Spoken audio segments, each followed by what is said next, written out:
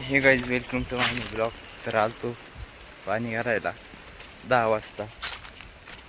नांगरायला गेलतो आता चालतो. तर तर जीव घेऊ मग काय आज काय काम नसेल बघू. तर भेटू मग चला.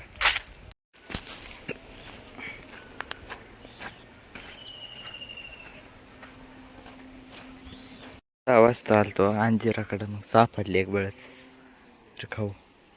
सफरचंदाला फुलं आलीत. सफरचंदात झाडी त्याला फुलं आलीत.